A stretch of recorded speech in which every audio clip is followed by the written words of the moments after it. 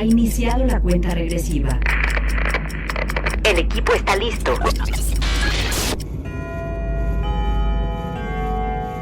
Cronómetro 2020.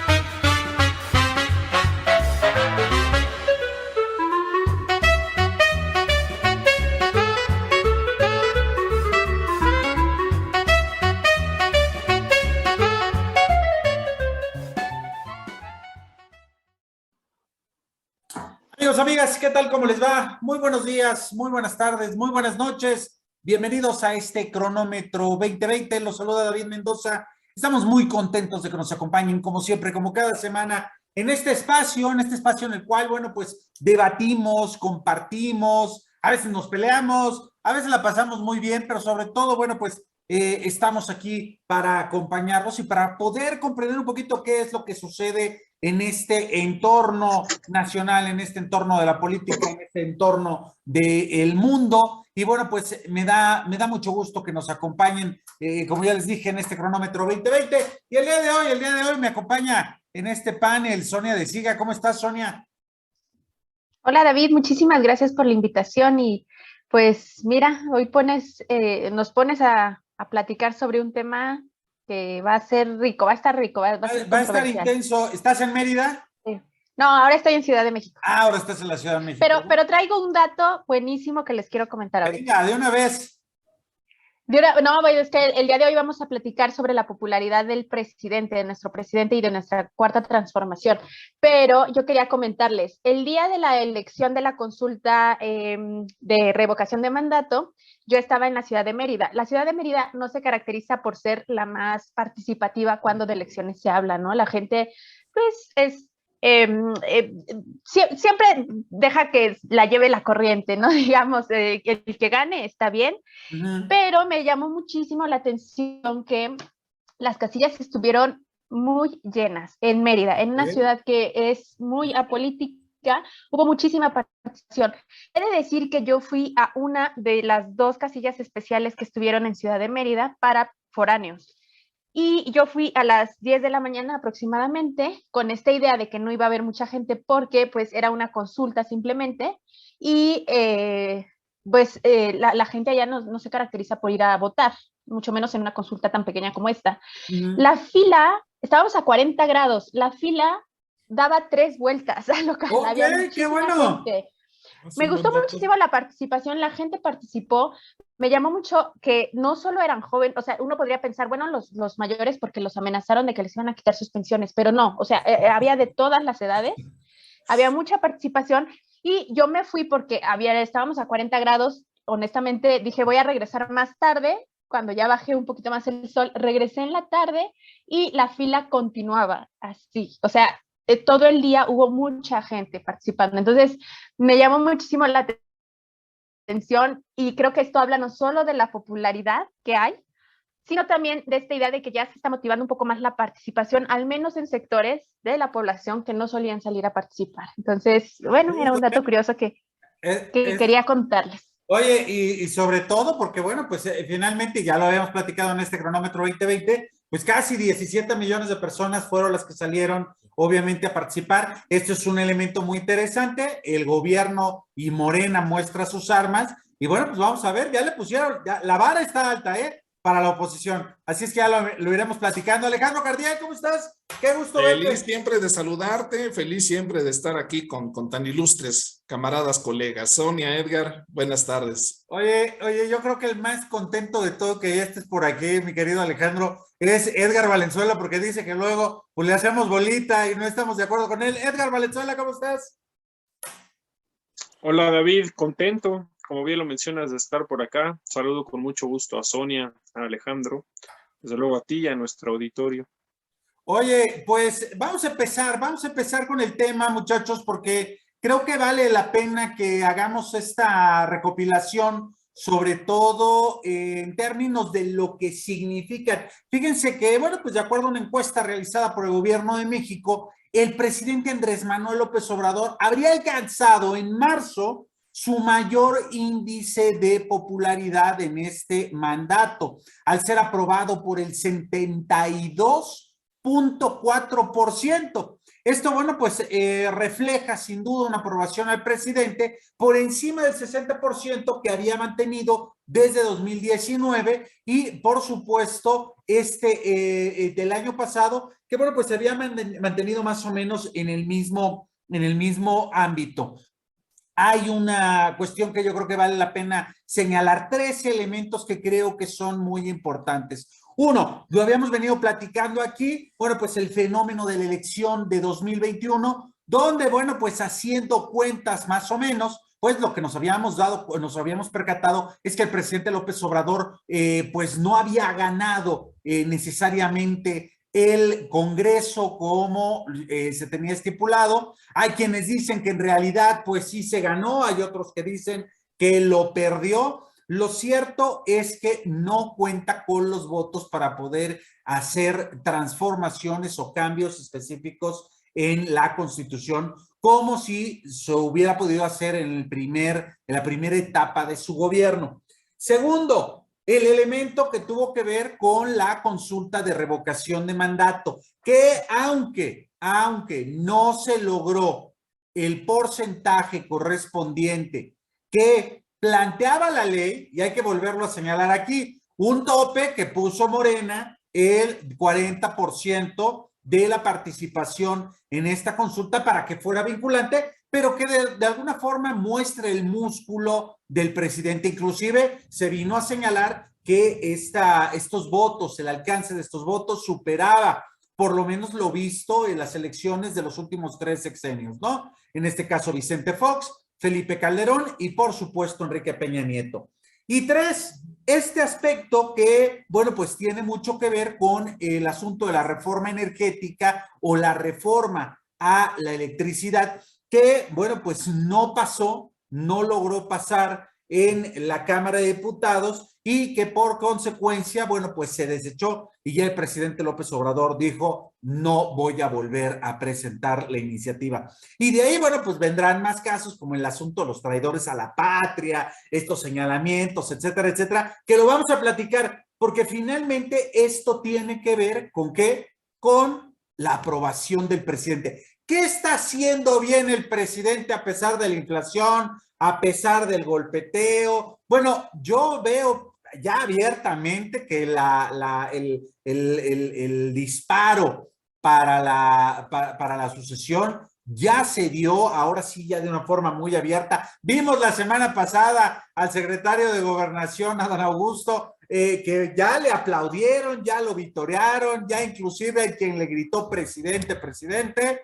Se empieza a abrir, obviamente, el juego. Ricardo Monreal, si me permiten, aunque pues le hacen el feo. 2, Marcelo Ebrard, por supuesto que ha sido uno de los personajes consentidos. Claudia Sheinbaum, que pues es de alguna forma quien ha sido más apapachada por parte del presidente y que cada vez su discurso en la Ciudad de México empata más con el del presidente López Obrador. Y bueno, pues hoy integramos a el secretario de Gobernación, Adán Augusto, que pues ya está señalando. Pero vamos primero con el presidente. ¿Qué ha hecho bien el presidente para que pues su nivel de aprobación esté por encima? Edgar Valenzuela, ¿te parece? Empezamos contigo.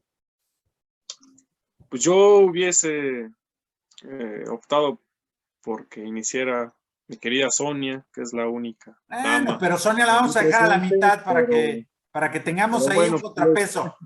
Está bien, te agradezco. Mira, algo tiene López Obrador que no he entendido todavía gran parte de la oposición política e intelectual en este país, que su discurso, que es muy criticable por todos estos sectores, es bastante permeable y entendible para la población, para el común de la población. Es decir, tú mencionabas algunas de los fenómenos adversos que ha enfrentado el presidente, y yo agregaría la crisis económica, la crisis en materia sanitaria, incluso un agravamiento en algunos aspectos de la crisis en materia de seguridad. Y sin embargo, la popularidad del presidente se mantiene alta, porque la gente entiende, ya lo hemos dicho en muchos momentos, que la gente entiende perfectamente que el país no se va a arreglar, no se va a rehacer en un sexenio, mucho menos en los 3 años y medio que lleva este gobierno de la Cuarta Transformación. Sin embargo, sí se están viendo algunos cimientos, algunos hechos de cambio que a la gente le interesan. Es decir, puede parecer muy simbólico, puede parecer incluso, como lo tachan, populista, Claro. pero el que el dinero, el presupuesto, se esté yendo para apoyos a adultos mayores, para becas a jóvenes, para apoyos a madres solteras, en lugar de irse a las pensiones expresidentes, el gigantesco que solían tener los presidentes, a los gastos suntuarios que también estábamos acostumbrados a ver en nuestra élite burocrática, es algo muy sentido por la población. Entonces, empata el discurso del presidente con la realidad que viven muchos millones de personas en el país. Y yo nada más, con esto cerraría esta primera intervención, mencionaría, yo tengo otros datos respecto a la popularidad del presidente. No fue en marzo, fue en abril este pico de popularidad que tuvo. Y justamente se da con la discusión de la reforma eléctrica. Y fíjate la trampa que les puso el presidente, porque los cambios que estaba planteando con la reforma constitucional, si no pasaba la reforma, como fue el caso, no pasaba nada, o sea, no importaba, porque con el aval que dio la Suprema Corte de Justicia a la ley de la industria eléctrica, es decir, una ley secundaria de la Constitución. La Constitución. Exactamente. Podía perfectamente hacer estos cambios y sin embargo manda la iniciativa consciente que no tenía los votos, pero la exhibida que les da en un tema altamente sensible, la exhibida que les da a la oposición, en un tema altamente sensible para el país como es la energía, que está asociada al discurso nacionalista que nos inyectaron durante todo el siglo XX en México. Es decir, la energía prácticamente es la columna vertebral del nacionalismo revolucionario. Nada más con esa parte, con esa trampa, ya los evidenció y ya puso sobre la mesa los dos proyectos. Guste o disguste, porque a lo mejor podemos tener ahí diferencias de si es un exceso o no, que les llamen traidores a la patria. A eso vamos después. Y aparte, exhibió los dos proyectos que existen. Uno que está por el lado público, de rescatar a las empresas públicas, que además son el símbolo del nacionalismo revolucionario, justamente, que sigue muy arraigado dentro de la población. Y esta idea de la defensa de la industria privada, de las inversiones extranjeras y demás, que irónicamente el PRI ahora parece que se olvidó de su propia historia, de su propio discurso ideológico que mantuvo durante décadas y ya no supo cómo adaptarlo, ¿no? Bueno, ya quedó entrampado en esto. Pero bueno, redondeó el tema. El chiste es que el presidente les tendió una trampa al mandar esta iniciativa. Los cambios, sin cambios a la Constitución, bien pudo o bien va a poder llevar a cabo las adecuaciones que estaba planteando para fortalecer a la CFE. Sin embargo, presenta los cambios solamente para exhibir modelos de país. Y Sí. se ve en las encuestas claramente que la población está entendiendo el mensaje del presidente y que la oposición no ha podido articular, en términos generales, un proyecto distinto al de Andrés Manuel López Obrador.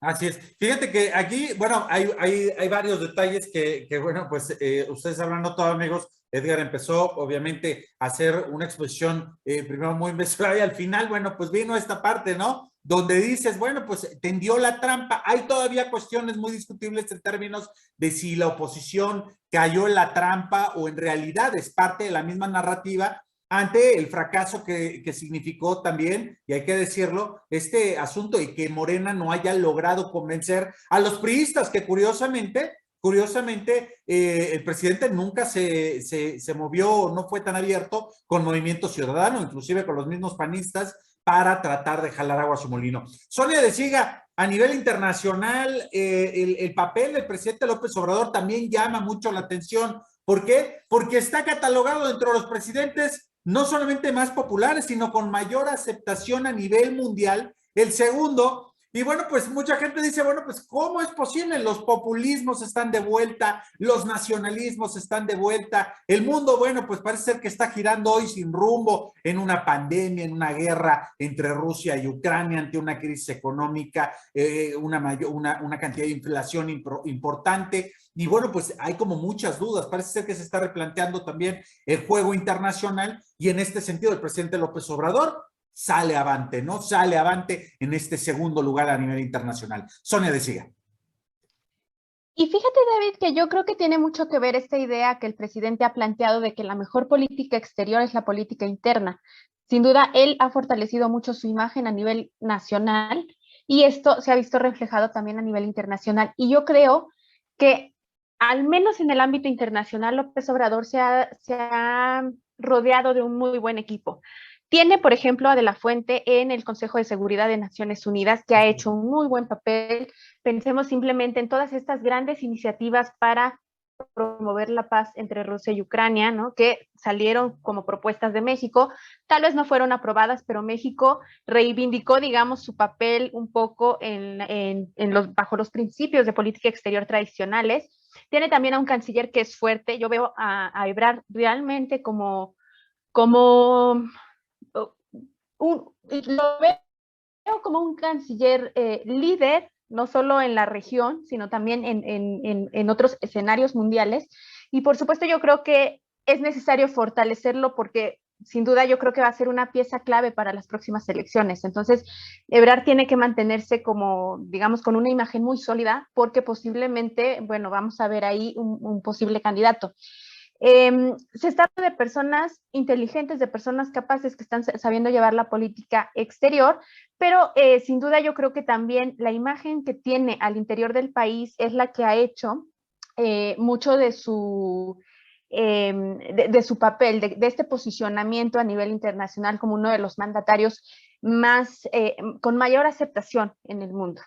Y retomando un poco lo que se comentaba hace un momento, yo creo que también es que las condiciones históricas en México no han cambiado. López Obrador llega a la presidencia bajo un contexto de hartazgo generalizado. Realmente la ciudadanía, claro, realmente el pueblo mexicano está completamente harto de la forma en la que se hace política en este país.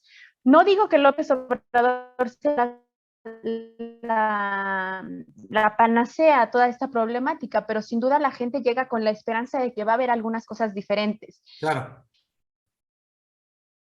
Y si bien esto es lo que él nos ha prometido, porque es un tiempo realmente muy corto, o sea, en 3 años no se hacen grandes cambios y mucho menos cambios estructurales, pero yo creo que la gente sí ha visto precisamente que ha actuado en algunos puntos donde antes no se trabajaba, ¿no? Esta parte de la distribución de la riqueza, que ahí va paso a pasito, paso tortuga, que puede ser muy criticable a algunos programas. Mucha gente critica estas becas que se le dan, por ejemplo, a los chavos que están apenas empezando. Yo creo que es una excelente iniciativa. Habría que analizar los malos manejos, pero yo creo que es una excelente iniciativa fomentar, por ejemplo, un primer empleo para los chavos que no estudian y trabajan, que tienen que tecnificarse, que tienen que salir al mercado laboral.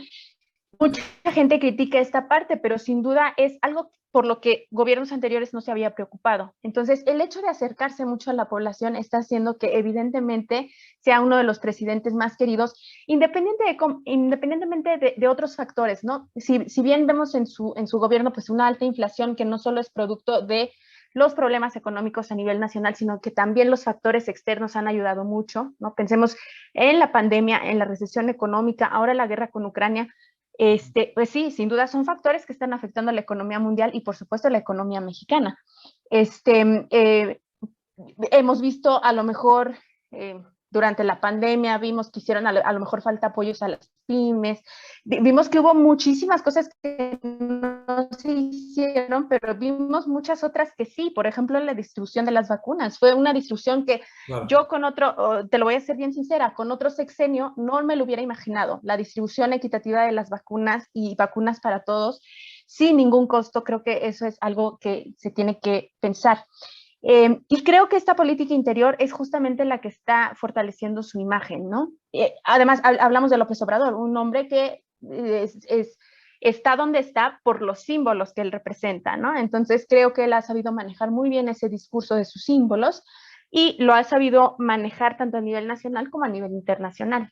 Oye, y nada más para apuntalar, digo, para que ahora yo disiento un poco en el contexto. Bueno, recordemos la llamada que hizo Biden precisamente al presidente López Obrador y donde le señala también la necesidad de que México se comprometa un poco más en la postura, porque bien lo señalabas tú, Sonia, el hecho de contar no solamente con el canciller Marcelo Ebrard y también con Juan Ramón de la Fuente, en el Consejo de Seguridad, bueno, la posición de ambos funcionarios ante el asunto de la guerra, bueno, pues ha marcado sin duda una tendencia, pero no es lo mismo que ha declarado el presidente López Obrador, ¿no? El presidente López Obrador siempre dice, no, bueno, lo que pasa es que nosotros no nos vamos a meter con nadie, este asunto de los legisladores de Morena que invitaron al embajador ruso y que dijeron que, bueno, pues era el club de amistad con los rusos, etcétera, etcétera, es algo que finalmente dentro de un mundo global, dentro de una gran, vamos a ver, este planteamiento que es eso de manera regional, que es Norteamérica y al cual, bueno, pues pertenece México, ha de alguna forma pues causado, vamos a llamarlo resquemor o sorpresa, ¿no? Hacia los aliados, en este caso, tanto de Estados Unidos como de Canadá. Alejandro Cardiel, pues el presidente muy popular, ya te quité el café de la boca, perdón amigo, pero no. El presidente muy popular, el presidente con este esquema donde se señala este nacionalismo, donde, como bien lo señala Edgar, creo que también es muy importante, es un presidente que sabe comunicar. Creo que si hay que hacer un estudio o un manual de comunicación política, precisamente tenemos que hacernos o tenemos que acercarnos al presidente López Obrador, porque la verdad es que la rompe y sabe cómo hacerlo y sabe cómo manejar a sus públicos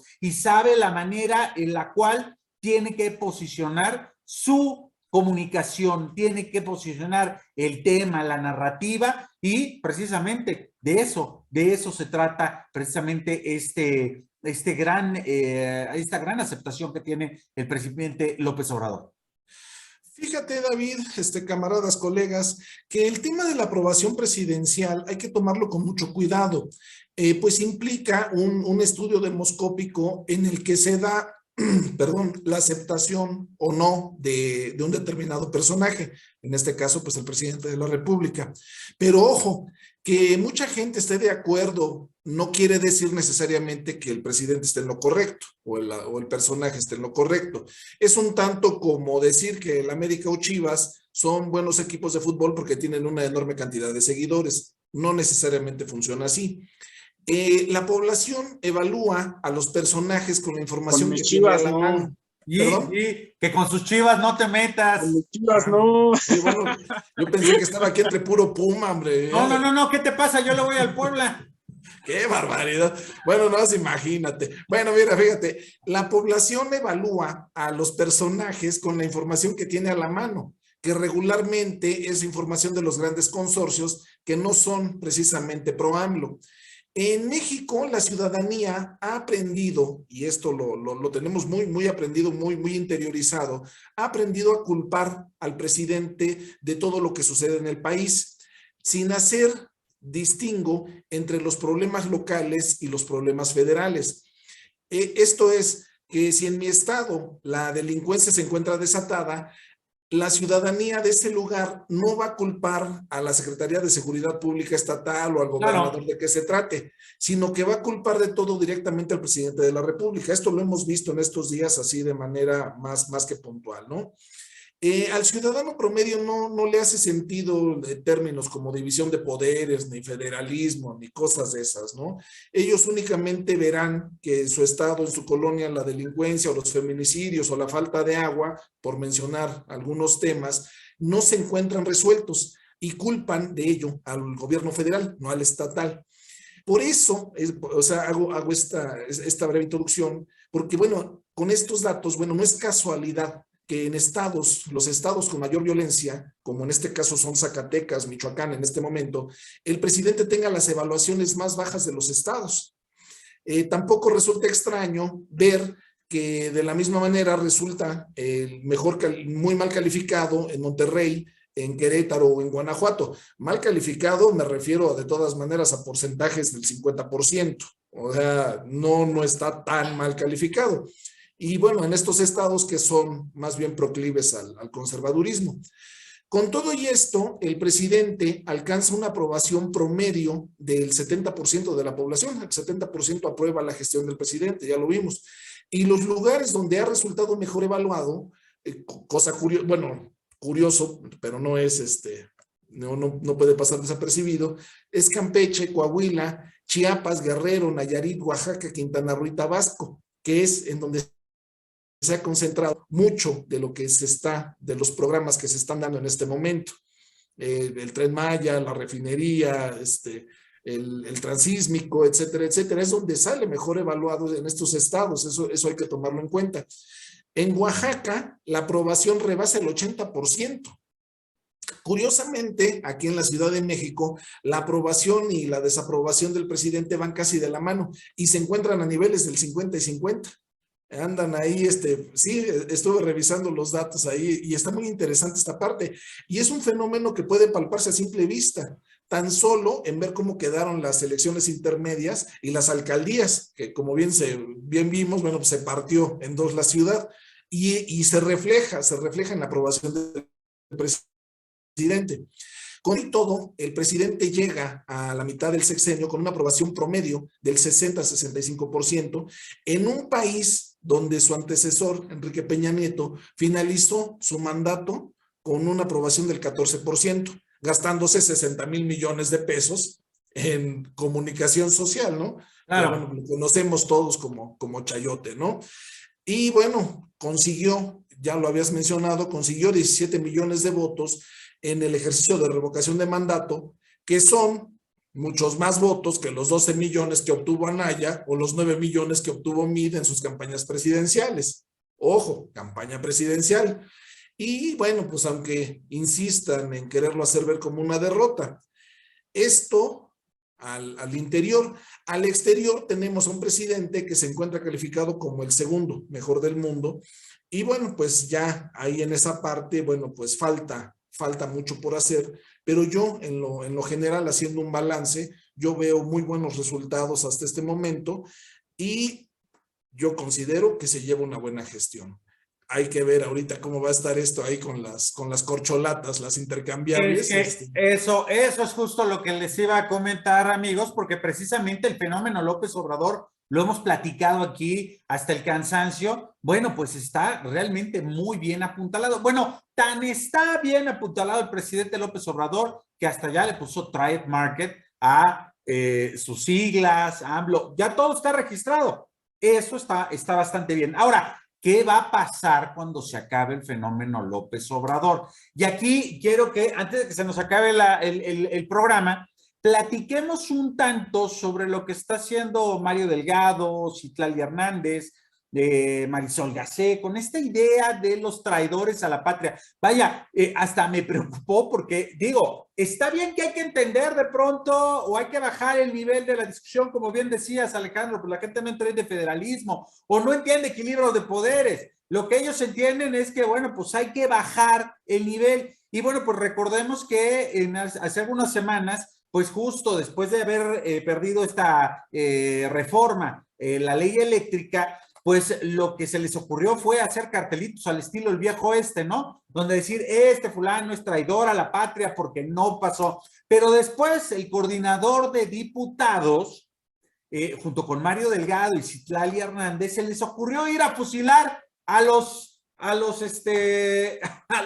legisladores que no habían pues participado o no habían votado a favor, y decían que a diferencia de hace 100 años, ciento y tantos de años, de que a Miguel Miramón y a Mejía los habían fusilado en el Cerro de los Campanas, que ahora la gente iba a fusilarlos escribiéndoles alguna cosa ahí en un paredón. Vaya, aquí hay que tener cuidado, aquí hay que tener los pies de plomo, porque la verdad es de que en esta polarización, que inclusive hay quienes dicen que es buena, pues hay que tener cuidado porque la cosa se puede complicar, ¿eh? Yo veo, ay, perdón. No. Yo veo que vamos ya mucho y ya lo hemos venido viendo ahorita, incluso con la reforma al INE, ya lo comentó incluso Marco Cortés, de hacer una segunda vuelta en las elecciones, sobre todo las presidenciales, etcétera. Yo no sé cómo lo vean ustedes. Yo veo que nos dirigimos hacia un bipartidismo tipo Estados Unidos, que sería bastante sano. Liberales y conservadores, ahí vemos izquierda, derecha, ahí vemos qué puede ser, pero bueno, pero antes de eso sí hay que tener mucho cuidado con toda esta parte de no incitar, comillas, a la violencia, no a la física, por lo menos, ¿no? Digo, violencia verbal, bueno, pues para eso están, para eso ganan 100,000 pesos al mes, pues tienen que aguantar, ¿no? Tienen que aguantar que la gente esté en desacuerdo con ellos y que se los haga saber, tienen que aguantar y tienen que hacerse responsable de sus determinaciones, que ni siquiera son de ellos, ¿no? Ni siquiera, tienen que hacerse responsables de las decisiones que tomaron para hacerle caso a sus patrones. A ver, Edgar Valenzuela, ahora sí. Mira, hay varios temas que me gustaría rescatar de lo que han dicho tanto Sonia como Alejandro. Sobre esta parte que mencionaba Alejandro de la división de poderes, la división de responsabilidades entre niveles de gobierno. Fíjate que lo que no hemos acabado de entender, y Andrés Manuel lo entiende perfectamente, es que el país ha tenido una tradición centralista y también tiene no nada más en la cuestión de que el poder se asienta en la Ciudad de México, también que el poder se ha asentado en una sola persona durante muchos siglos. Recordemos que venimos de pues muchos siglos de tradición indígena con los tlatoanis y después con los virreyes, tres siglos de virreyes. Entonces, esta parte de repente pasar de la figura central a un montón de figuras más pequeñitas, de repente es un poco complicado y no se adapta necesariamente a la cultura política tradicional que tenemos. Oye, Edgar, recordemos... Dos segundos. La época de los tlatoanis, luego la época de los virreyes, y luego la época de los caudillos que no se pusieron de acuerdo durante los virreyes, 30 años. Los virreyes sexenales. No, o sea, las épocas de los otros virreyes, pero no hay que olvidarnos de los otros, de los héroes de la patria que se mataron entre sí, se fusilaron. Las épocas más no había manera. Más tranquilas o con mayor estabilidad de la historia mexicana han sido cuando existe una gran figura. Exacto, cuando existe una gran figura, un gran liderazgo. Entonces, eso también hay que incluirlo en la discusión para entender, porque muchas veces eso lo damos por sentado, y cuando comparamos los estudios que se hacen del sistema político en otros países, en otras realidades, pues ellos siempre toman en cuenta su propia historia y su propia cultura política, y nosotros no lo hacemos. Entonces, digo, para agregarlo a la discusión. Ahora, lo que mencionaba Sonia del ambiente internacional, lo que pasa es que a veces estamos tan inmersos nosotros en nuestros propios problemas que no entendemos el significado que tiene México para la región latinoamericana e incluso más allá de Latinoamérica, en muchas otras partes del mundo, donde guste o disguste, México se convirtió a lo largo del siglo XX en un faro por cuestiones políticas, sobre todo por cuestiones culturales y demás. Entonces, a veces perdemos de vista esa parte y mira, te voy a poner el ejemplo más claro. ¿A dónde viajó el presidente de Argentina? ¿Cuál fue su primer viaje? Se aventó internacional, vino a México, se aventó todo el continente para venir a México a tomarse una foto con López Obrador.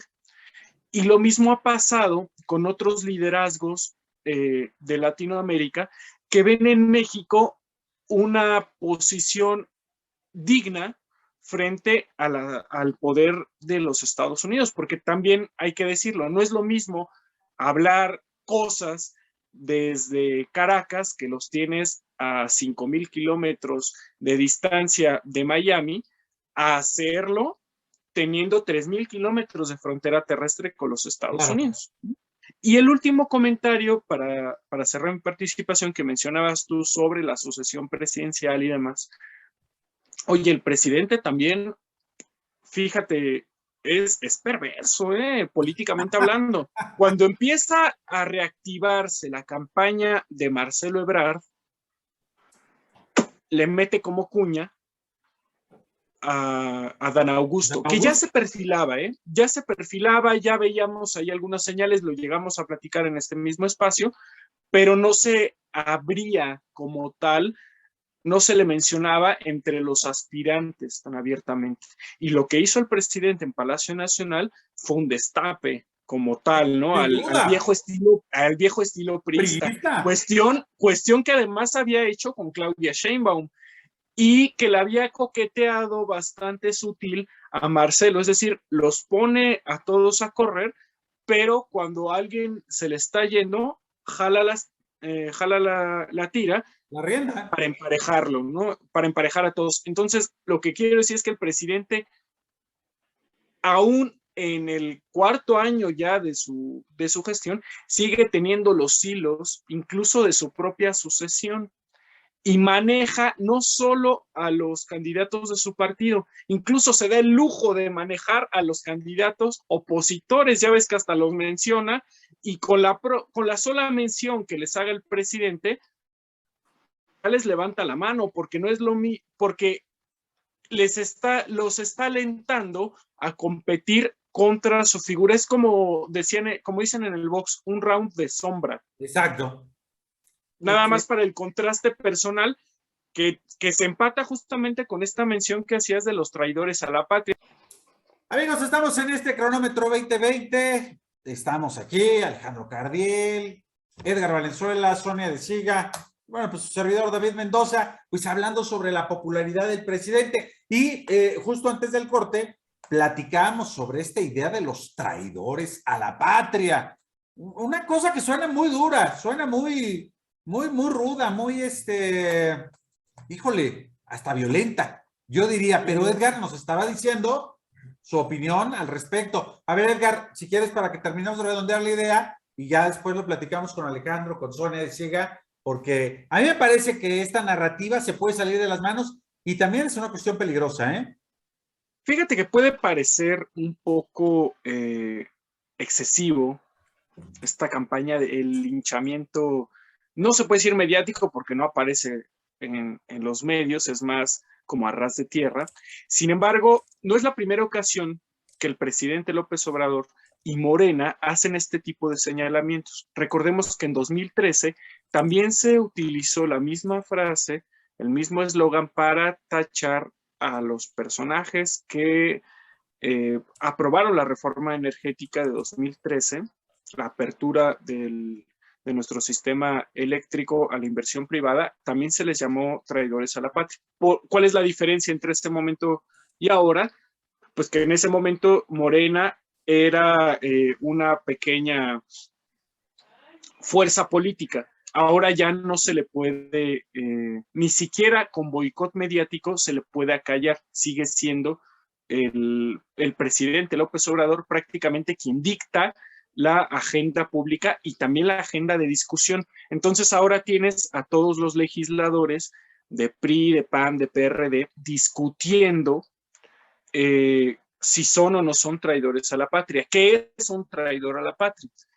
Puede parecer, reitero, excesivo el término, sin embargo, aunque políticamente hablando, o mejor dicho, penalmente hablando, es muy laxo porque no se están presentando como tal procesos penales o juicios Pero es que densos. el mismo concepto, Edgar, contempla una cuestión en el Código Penal. O sea, sí claro, hay... pero no, o sea, sí lo está, pero no se están yendo por esa ruta. O sea, no es la ruta judicial la que se está manejando, es más bien el discurso político. Y con eso concluyo. Lo que pasa es que tiene o le llega el tema al común de la población. Y cuando tú tuviste durante esta parte de la discusión de la reforma una retórica muy inflamada de defensa de la patria y de los intereses nacionales por parte de Morena, y enfrente te topaste con un grupo que, para mi humilde entender, se equivocó en el discurso de contraste, que defendieron a la iniciativa privada, las inversiones extranjeras, e incluso fueron más allá, se dejaron exhibir con cabilderos de empresas transnacionales dentro del Pleno de San Lázaro. Oye, entonces, ¿cuál es la idea de la población? ¿Cuál es la idea? Y con el español más mexicano, Edgar, se cae también. Bueno, sí, tienes razón. Sin embargo, David, y tú sabes que Abraham, yo no soy, pero nada partidario de Abraham. Ya sabemos que le dicen el español más mexicano, con eso es suficiente. Pero no cometieron la osadía o el terrible error de sentarlo en una curul. En las discusiones. No. Pero ¿sabes cuál es el tema, David? El impacto simbólico. Porque ahí estás dejando claro qué entiende la gente.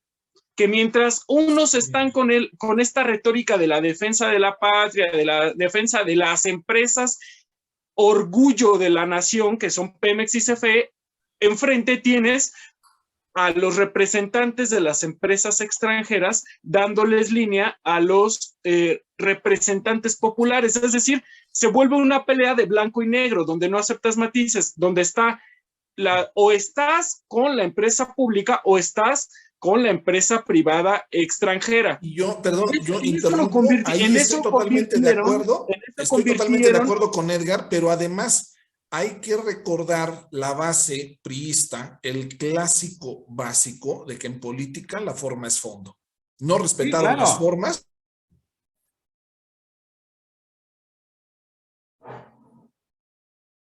De votar. O sea, ni la forma ni el fondo. Les valió absolutamente todo y eso es lo que me parece a mí más peligroso todavía. Ahora, pero bueno, y creo que seguía Sonia porque nada más hemos hablado los hombres. A ver, Sonia, ¿traidores a la patria o no traidores a la patria? A mí lo que me preocupa, muchachos, y bien lo señalan esto, es que no es la primera vez que el presidente López Obrador hace uso de este concepto. Ya desde la época en la cual perdió contra Roberto Madrazo por la gubernatura de Tabasco, ya lo había planteado. Ya también, bueno, pues cuando fue o estuvo dentro del PRD, allá en sus inicios a finales de los 90, también llegó a emplear el término. Cuando fue jefe de gobierno también. Ahora, por supuesto, y creo que en este sentido, Edgar, aquí hay que decir las cosas como son. Hay, obviamente, estos cabilderos de todos los sentidos, desde los que importa el mismo oficialismo. No hay que olvidarnos. Este señor francés, se me fue ahorita, Joseph Marie, en la época de Carlos Salinas de Gortari, que era un francés que le venía Córdoba literal, Montoya, Córdoba el jefe de la Montoya, oficina de presidencia exactamente. de Salinas de Gortari. Exactamente, y que venía y literal le cosía prácticamente todos los elementos a Carlos Salinas de Gortari con su gabinete y obviamente daba las instrucciones. En el mismo caso, bueno, pues estoy de acuerdo, sin duda, esta idea del cabildero italiano que se metió a la Cámara de Diputados, pues por supuesto. Y bueno, pues ya habíamos señalado, no solamente el caso de Abraham Mendieta, que ya dije su nombre cuando no quise decirlo, pero hay otros grupos que también están apoyando hoy en día al movimiento y que de alguna forma también están marcando línea. Entonces, bueno, tampoco hay que espantarnos de esta situación. Finalmente, todos los grupos políticos lo hacen, pero sí el hecho de lo que es este concepto de traidor a la patria llama mucho la atención. Y precisamente, y habría que tomarlo en cuenta también, en la misma Constitución y en el mismo fuero que tienen diputados y senadores, se contempla que nadie los puede perseguir por la forma o la postura que ellos determinen para tomar una decisión. Nuevamente, llegamos a un discurso netamente político y como políticamente es incorrecto nada más estar centrando la discusión entre Edgar, Alejandro y yo. Sonia de Siga, por favor, ¿traidores Sí, a la patria o no? Mira, yo creo que aquí es interesante porque efectivamente es un concepto que jurídicamente podría ser vinculante. Entonces, se tendría en principio que utilizar de una forma, no sé, de una forma más adecuada para que no vaya a llegar, digamos, a algún otro tipo de proceso. Sin embargo, yo creo que aquí, y desde siempre lo ha hecho el presidente, es utilizarlo a modo de discurso político. Finalmente, él, ¿a quiénes quiere llegar? A la gente que después, evidentemente, en 2024 va a emitir un voto de castigo a quién, a estos traidores a la patria. Entonces, él se está incluso anticipando, él ya está metiendo a la población esa idea de, a ver, o sea, nosotros íbamos por el futuro de México, nosotros íbamos para recuperar nuestras paraestatales que nos dan tanta fortaleza, ellos no. Entonces, ya es un discurso que se está perfilando incluso para las próximas elecciones, para que la gente misma diga, no voy a votar por ellos porque ellos son traidores a la patria, traidores a mi país.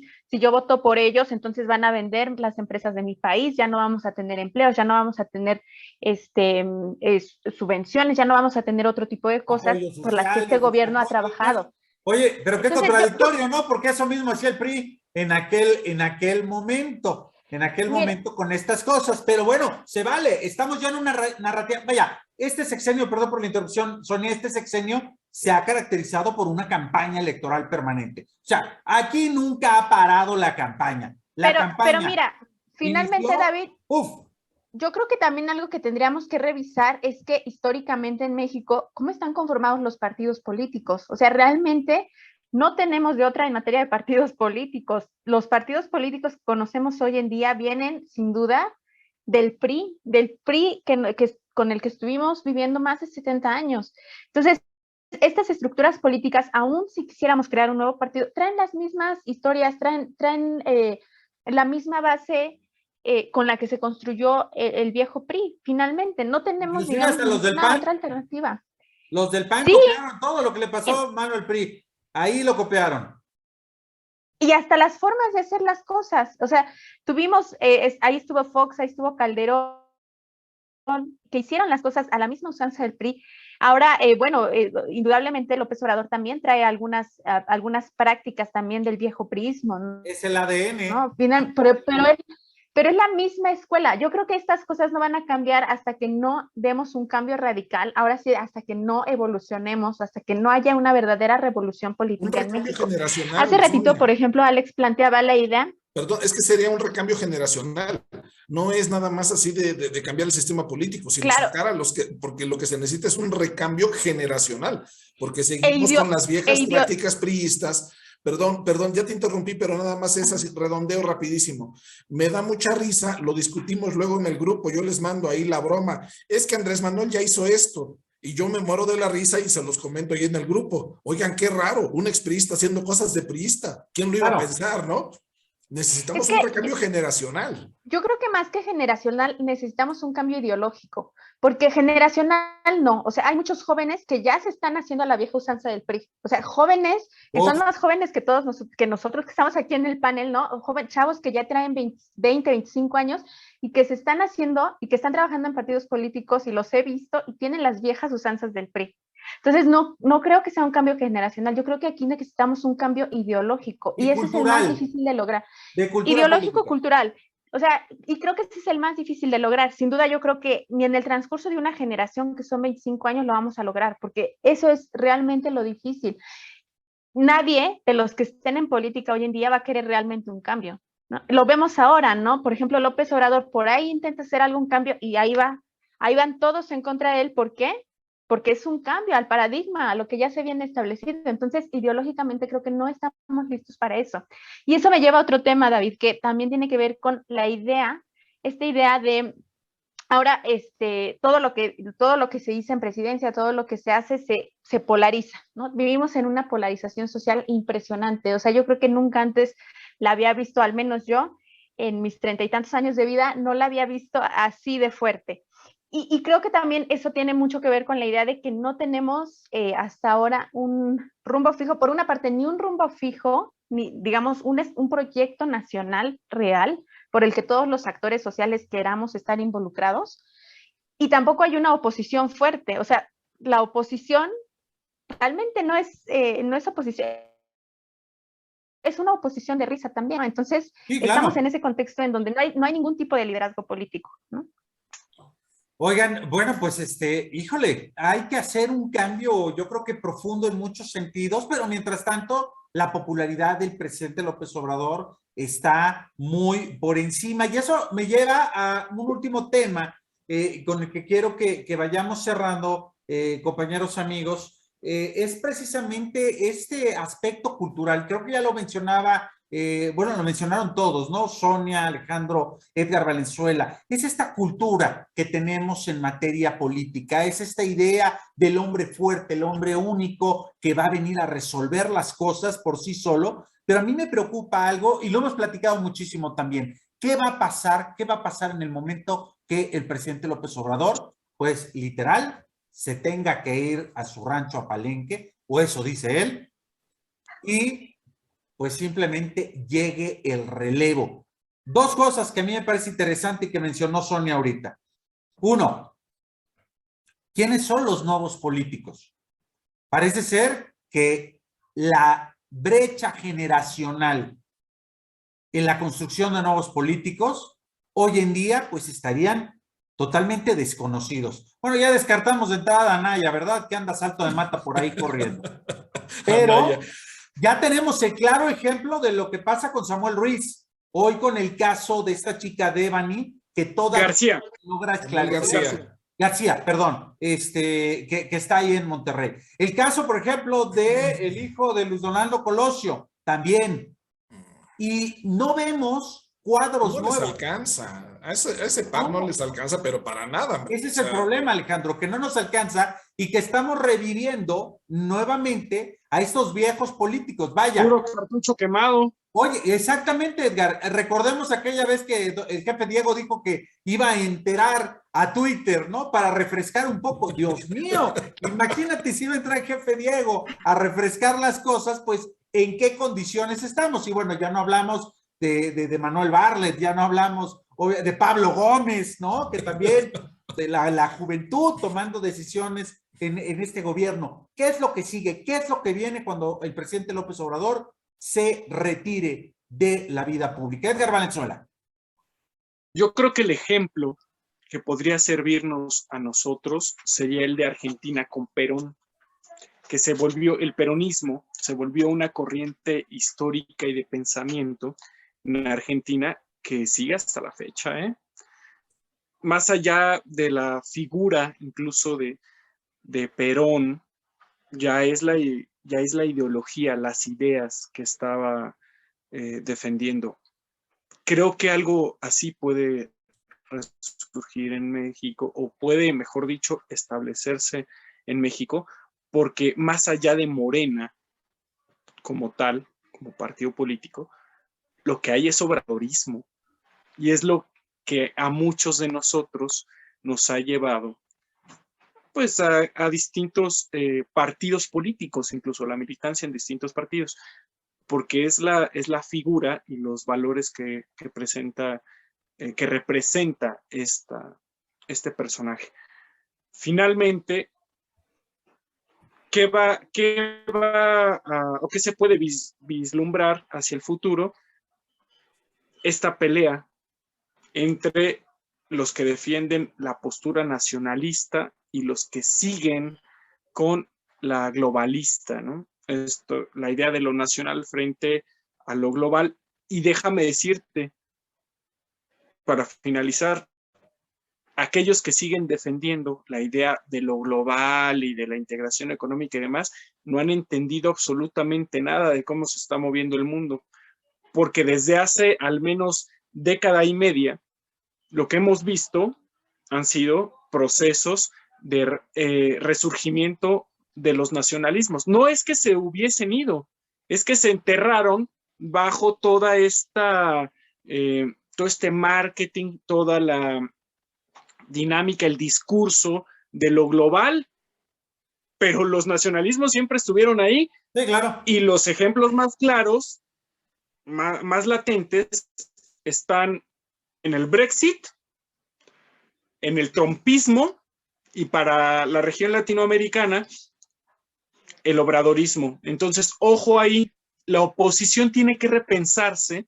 su papel, tiene que repensar el discurso con el que está intentando llegar a la gente y sobre todo el proyecto de país que defienden. Lo que ellos, los valores y toda esta parte del proyecto de integración con los Estados Unidos ya quedó rebasado por la realidad. Tienen que reinventarse completamente. Y ojo, con esto ahora sí cierro. Ojo, que a pesar de tener una oposición desarticulada, con un lenguaje usualmente clasista, que no tiene una figura central que pueda aglutinar a todos estos movimientos opositores al presidente López Obrador, como ya lo mencionaba Alejandro Cardiel, en el otrora bastión de la izquierda, están ganando terreno. Y eso puede extenderse a otras áreas. Entonces, el López Obradorismo también tiene que repensar el papel y el trabajo que está haciendo, porque están ganando con un discurso muy básico, quizá el de la oposición, pero está ganando terreno en algunos sectores que han sido descuidados por el presidente y por la narrativa del partido oficial. Ojo ahí. Y justo eso nos puede llevar al otro extremo, que sería la derecha. Ahí está Brasil. Ahí está Brasil, ahí está Francia. De Lula a Bolsonaro. Oye, ojo. Francia, que cada vez más la ultraderecha se está posicionando. Aunque haya ganado el presidente Macron, lo que vemos hoy en día es que la derecha está ganando espacios. Y ojo también, Donald Trump no está muerto políticamente. Acuérdense, el bully sigue vivo. Y más allá de Trump, el trumpismo. Claro, por supuesto. Sonia de Siga, la popularidad del presidente a nivel internacional, a nivel nacional. Creo que uno de los detalles es precisamente lo que decías. Esta idea de fortalecer la política externa en lo interior. Prácticamente el discurso que ha hecho el presidente es: vamos a arreglarlo primero aquí adentro y después, a diferencia de los otros gobiernos, ya saldremos a posicionar. Yo creo que es muy significativo, sobre todo en sus discursos con el presidente Biden, con el presidente canadiense, el primer ministro canadiense, y también su posición ante el mundo y, por supuesto, ante Latinoamérica. Sonia de Siga. Yo creo que es una postura bien interesante, David, porque además, o sea, como bien dices, por ejemplo, ya con López Obrador se está viendo que hay, digamos, se está empezando a rescatar un poco el liderazgo que había perdido México frente a otros países, e incluso esta postura de decir, a ver, nosotros no seguimos órdenes de Estados Unidos. ¿no? Y el hecho de decir no seguimos órdenes de Estados Unidos es decir, a ver, puede que Estados Unidos sea la gran potencia y que nosotros tengamos cierta dependencia económica de esa gran potencia, pero nosotros somos independientes, somos autónomos, tomamos nuestras propias decisiones. Y eso fortalece no solo la presencia de México a nivel internacional, sino también fortalece, digamos, sus principios de política exterior y de alguna forma eso crea una imagen fuerte o una imagen sólida de lo que es México, lo cual necesitamos bastante. Ahora, también hay que ver que a nivel internacional, bueno, nosotros aquí internamente podemos estar muy polarizados y podríamos tener una percepción muy positiva o muy negativa de la administración, pero a nivel internacional México es visto como un país sólido, o sea, es visto como un país atractivo para turismo, es un país muy atractivo para atraer inversión extranjera directa, es un país además que tiene tal vez la red de tratados de libre comercio más que existe en el mundo, es una de las economías más importantes además, ¿no? O sea, México está creciendo a nivel internacional, México se está posicionando.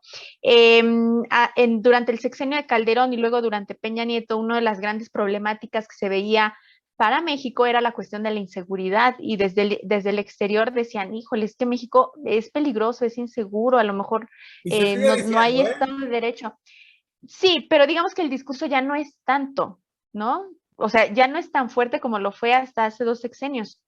Entonces, digamos, de alguna forma, esa imagen que México tiene hacia el exterior es sólida, ¿no? Tenemos una imagen sólida y creo que eso se tendría que aprovechar.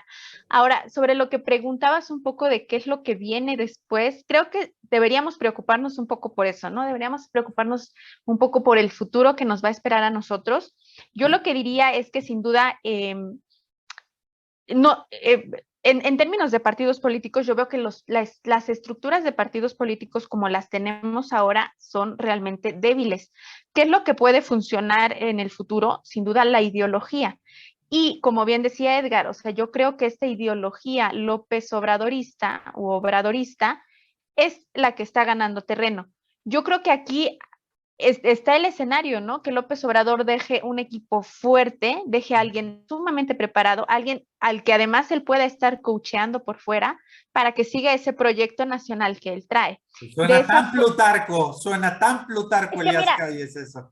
Si no es de esa forma, se puede perder. Pues ahí vemos a Mario Delgado haciendo y deshaciendo cualquier cosa en más deshaciendo Morena. que haciendo.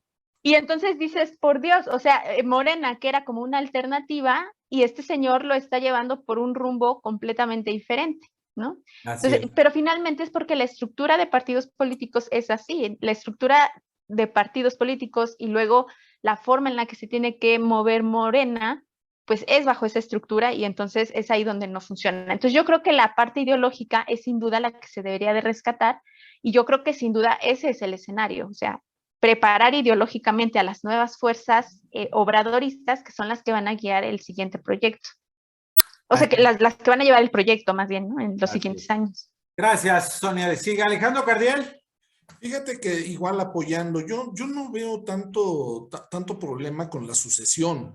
Estamos en una situación en la que el presidente tiene 60% de aprobación, 70% de aprobación y su partido Morena está a la mitad, entre el 30 y el 35. Entonces no hay, exactamente no hay morenismo, hay López Obradorismo y en ese sentido la gente va a votar por quien diga el presidente. Ahí, o sea, no va a haber discusión en eso. Yo pienso que no va a haber ahí como que pierde. El presidente va a decir es fulanito y la gente va a salir a votar por fulanito. Llámese Claudia, llámese Marcelo, llámese el que se llame. Bien dices David, suena tan Plutarco Elías Calles y yo te insisto, ¿quién lo iba a pensar? Un expriista haciendo cosas de priista, ¿no? O sea, digo, yo no veo sorpresa. ¿Qué sí puedo sugerir? En efecto, va a tener que haber una situación ideológica, va a tener que haber una situación de mucha congruencia, a pesar de toda la campaña negra que se le ha hecho a López Obrador. Yo insisto en esta parte, Andrés Manuel ya está escribiendo otro libro, tiene 18, 19 libros, ya no sé cuántos, Yo he leído 11, 12. Yo no lo veo haciendo nada distinto a lo que dijo que iba a hacer en sus libros. Absolutamente Sí, no ha en ese hecho sentido, no nada. nos ha engañado, ¿eh? No ha hecho nada distinto de lo que dijo que iba a hacer en sus libros. Yo veo una persona coherente, congruente, consistente entre lo que dice y entre lo que hace. Luego entonces, bueno, pues está ahorita, yo no veo, insisto, yo no veo problemas con la sucesión porque la gente va a votar por quien diga Andrés Manuel que hay que votar. Y eso eso se va a poner bastante interesante. Yo nada más recomendaría, ya para cerrar también mi participación, yo les recomiendo ahorita, está en el YouTube, bueno, no sé, yo he estado buscando el libro, está agotado en todos lados. Yo les recomiendo mucho lo que hizo Álvaro Delgado y Páez Varela, que se llama La disputa por México. Están haciendo entrevistas, bueno, ya las hicieron, ya las están transmitiendo semana con semana.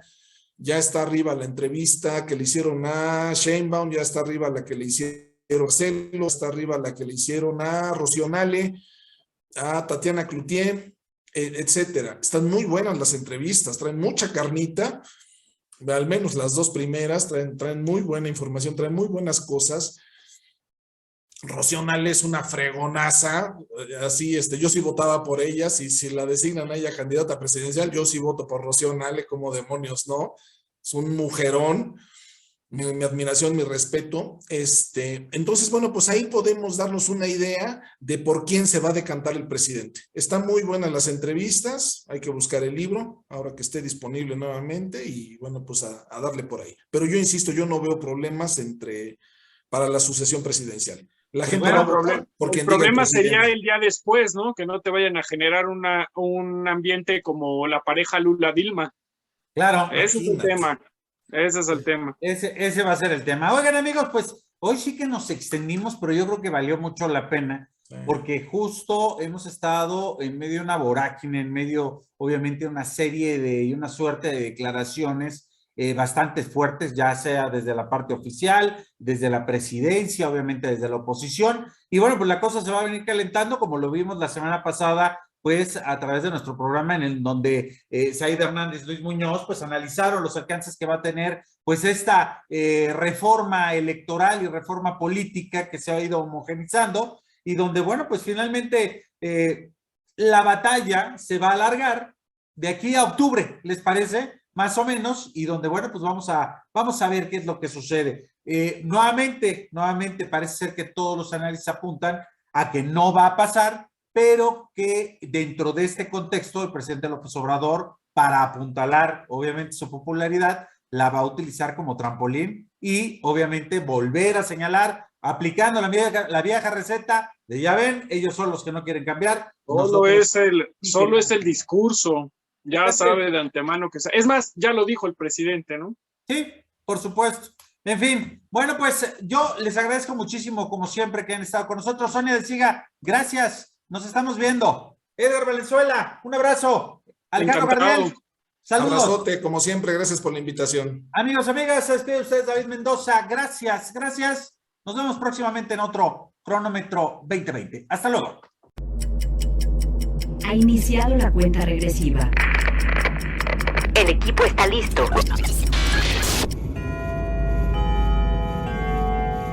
Cronómetro 2020.